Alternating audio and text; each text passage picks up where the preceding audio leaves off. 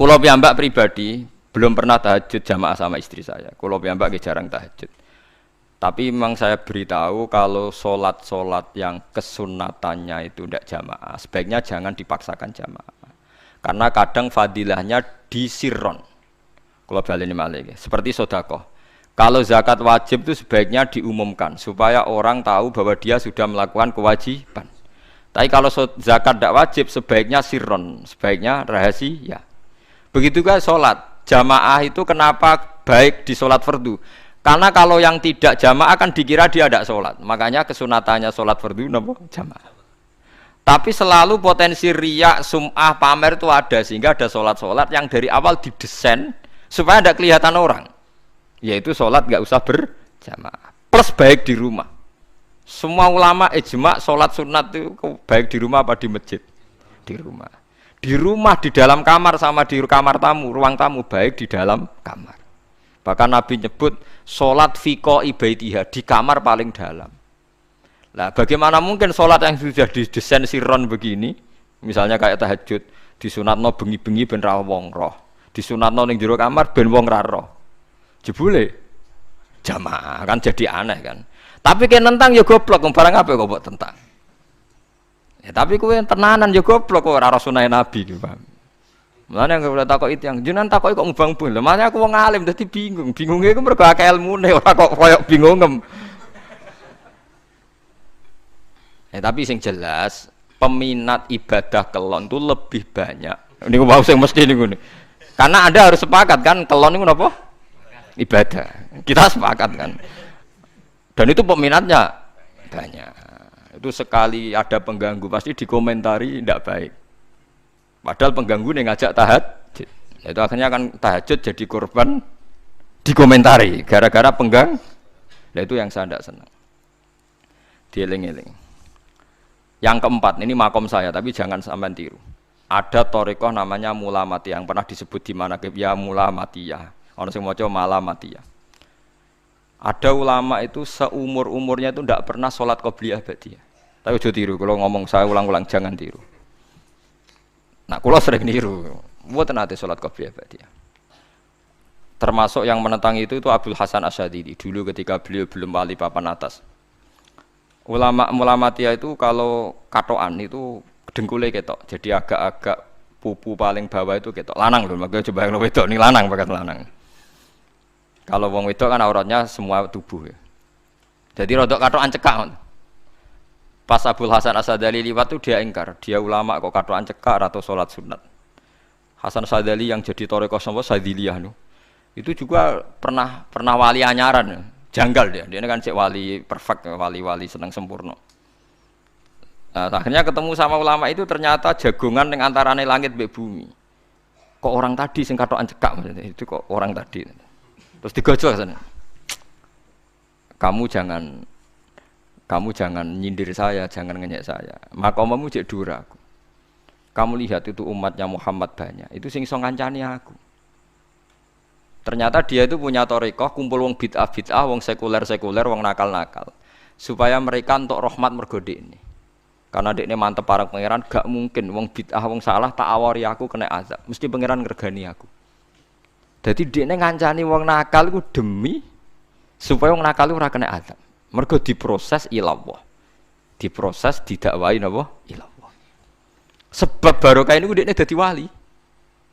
Terus adekne salat sunat qobliyah ba'diyah adekne berat. Gak tahu blas alasane. Dijak salat fardhu ya abot. Nak nganti disangka qobliyah ba'diyah penting malah abot. Mulane aku ora usah salat qobliyah apa ba'diyah. Lah iku sing makome iku kula baleni malih. Dijak salat fardhu wae abot. Nak nganti aku qobliyah zuhur 4 rakaat, ba'diyah zuhur 4 rakaat. Utawa 2 rakaat, tapi paling afdal kan 4 khusus zuhur lho nggih. Kaya apa? Dadi dekne nunjukno nek Islam iku mau salat fardhu faqat, ora luweh, ora kurang. Lha iku dadi wali mulamatiyah sing digo tawassul teng Marakib Syekh Abdul Qadir napa? Jilani ya mulamatiyah. Iku wali-wali anti salat qobliyah, anti salat ba'diyah. Lane kula niku nganti sakniki nggih jarang teng kampung kula niku terkenal Gus Bak iku wong alim ora tau salat sunat.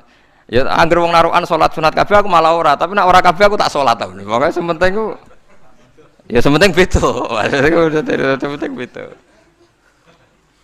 Ya alasannya masuk akal. Alasannya masuk akal. Maka itu Abul Hasan Asyadzali pernah juga diingatkan wali-wali yang lebih senior. Begitu juga Abu Yazid Al-Bustami. Beliau juga pernah dipermalukan wali-wali agak preman. Tapi itu cerita wali, sampean harus percaya karena ini cerita ilmu hal. Abu Yazid itu seorang wali besar, makanya kan masyhur banyak santri namanya Bustami itu dulu tafal sama Abu Yazid sinten Al-Bustami. Itu dia wali ya wali Menara Gading, dia yang ngajar di pondok awalnya begitu ngajar pokoknya jadi wong saleh. Niki cerita sing cerita kula nggih kiai-kiai, cuma nak cerita niki kula ora roh referensine, tapi kula nate diceritani. Nak sing tadi saya tahu kitabnya jadi fair secara akademik, sing wau kula roh kitabnya. Nak niki jare cerita tapi kula percaya karena saya tahu padanannya, tidak sepersis itu tapi tahu padanannya. Dia itu mimpi, ya Allah saya ini nanti di surga bersama siapa. Saking yakinnya dia soleh, jadi mantep papan atas, gak pantes ono sing baturi dekne napa ning swarga. Mbek pangeran dijawab, wis ngono mbek Ruhin gitu.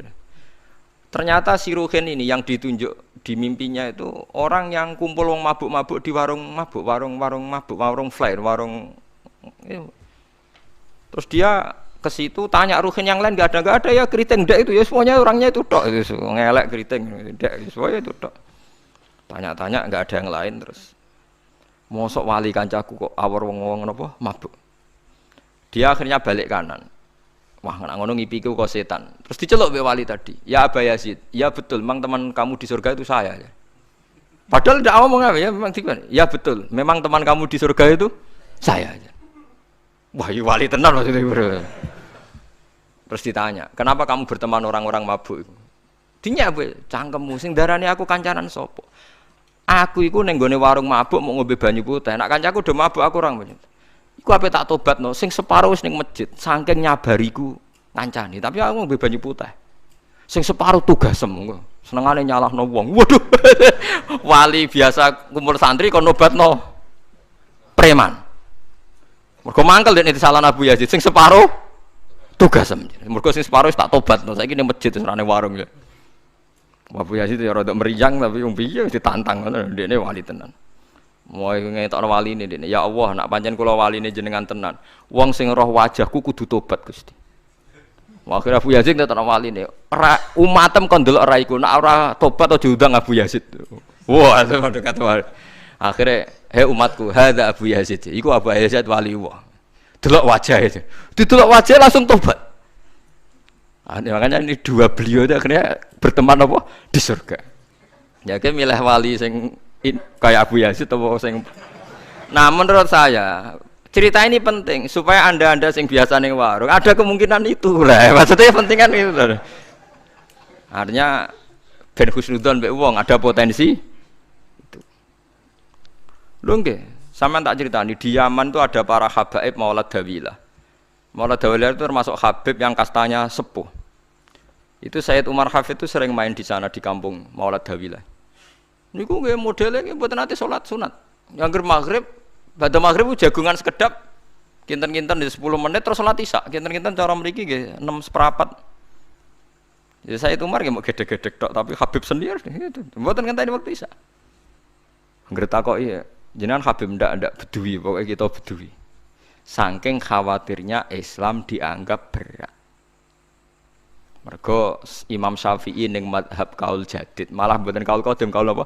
Jadid. Nak darani wektu maghrib kira-kira wong salat 5 rakaat. Nggih, terus pokoke wong wudu nutupi aurat salat 5 rakaat. Niku nate kula hitung kira-kira mau 20 menit. Dadi nak sampean salat Isya setengah 7 wis mesti napa? Sah. Cara mazhab Imam Syafi'i. Nah, cuma mazhab ini enggak populer di ashabnya, ditentang nggih oleh ashabnya. Yang populer enteke mega napa abang. Tapi sebenarnya mazhab Syafi'i yang jadid itu. Mulane kula nang jamak takdim angger kira-kira wis setengah 7 kita jamak nak pas lunga. Nggih sering jamak kalau tiang-tiang, tapi niki dereng Isya. Ya pokoke cara aku wis ngisa, cara aku ora kudu mbok. Wis pokoke cara aku wis Isya. Ya yes, kaul jadid malah. Makanya dulu ada seorang ulama berdebat. Sing sitok setuju waktu maghrib niku ngenteni enteke mega napa abang. Ana sing debatnya masuk akal ngeten. Niki sama-sama ulama bapak mbek anak. Padha ngalime ya padha sepuh. Ulama iki malah aneh carane nentang iku dekne cara dekne waktu maghrib ku nganti kira-kira setengah 7 nganti jam 7. Engko lagi waktu Isya jam 7 seprapat. Pokoke dekne moh nak darani waktu maghrib ku cepet moh. Jadi alasannya masuk akal. Pangeran nak gawe biasanya ono kembarane, jadi ono tandingan jadi lucu ulama kok jadi ulama ya kadang ya lucu. Sampai nak sholat subuh jam piro? 4:30 kan, anggap aja 4:30. Berarti subuh nganti meletak srengenge ada waktu 1,5 jam. Ono waktu pinten? 1,5 jam. Lah saiki maghrib iku wis surup, nggih maghrib napa surup. Kudune maghrib ku duwe padanan subuh ono waktu 1,5 jam. Namun dia tidak setuju. Entah emego abang tenan dia naik 1,5 jam. Mana dia nak santrine adzan jam itu ngamuk. Cung paling cepet 7:30. Perkara dia cara berpikir maghrib dipadakno subuh. Yaiku qoblatul isyamsi ono waktu 1,5 jam jatahe subuh. Kudune ba'da ghurubi syamsi ya ono 1,5 jam jatahe maghrib. Jadi akhirnya santrine nak adzan di 7:30, 7:30. Nak jam itu diamuk tenan. Nak maulad dawilah wali 6 seprapat wis ngisa. Perkarane. Lah iku ulama. Ya semulane ya semacam-macam ulama iku macam-macam. Ya sik anut sing umum sing penting ora ruwet.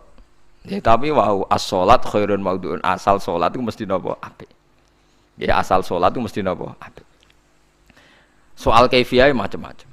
Nah, sing terakhir sing masalah kaifiyah yang enggak diterima. Apakah boleh witir hanya 1 rakaat? Jawab Imam Syafi'i, na'am boleh witir hanya 1 rakaat. Kados kula piyambak barisa seringnya witir namung 1 rakaat. Ya ora ono ndase, ora ono gurine 1 rakaat fakot. Iku witir sejati, paham? Witir napa sejati. Wah, mergo ora nganggo 3 rakaat yang 2 kan masalah kan? Ono nyicil napa? Nyicil napa? Witir. Jadi kalau tak akali, Gus kenapa nak witir sitok? Lah aku nganggo witir model piye wae ketoke ora sejati gak? Witir napa sito. Lha iku Sayyidina Utsman iku sak urip-uripe sahabat terkenal. Niku mboten nate witir luwih kok sito, iki saro kathok. Tapi aja takok sing diwaca Quran khatam. Lah iku perkara. Dadi sak rakaat tapi diwaca Quran apa? Khatam. Dadi autara bi rakaatin khatama fihal Quran. Dadi sak rakaat tapi khatam Quran. Iku sinten Sayyidina sinten Utsman. Alasan Imam Syafi'i Nabi tahu witir nganggo 3 rakaat. Cara Imam Syafi'i iku gak mungkin sing witir tetep sing guri sitok. Mergo sing loro tetep salatun mustaqillatun, salat sing sendiri. Mulane mulai saniki sampean nak mulai solu sunatan minal witri rakaataini jami'ah wis pokoke salatu jami'ah ya la haula wala quwata illa billah. Lah kok nak imam sholli sunatan minal witri rakaataini wis muni sak muni-muni mumam wis pokoke aku saiki salat karena aneh, secara fikih aneh bagaimana mungkin sholat yang sudah disalami ya punya status kan? Sholat saya gantung sholat setelahnya. Lalu gunanya salam menutup itu apa? Mosok menit assalamualaikum sementara Gusti ini masih ada. Wis disalami umpama kowe ngentut ya salate sah, umpama aurate kebuka ya sah, mergo wis paham ya? Jadi sholat itu ora iso Jadi mulanya jadi kontroversi. Tapi ya apik bantah-bantahan salat ya apik, bantah-bantahan barang apik. Jadi bangke bantah-bantahan iki ayundi malah perkara kan. Malah mari fitnah. Ya ada bantah-bantahan perkara napa? Salat.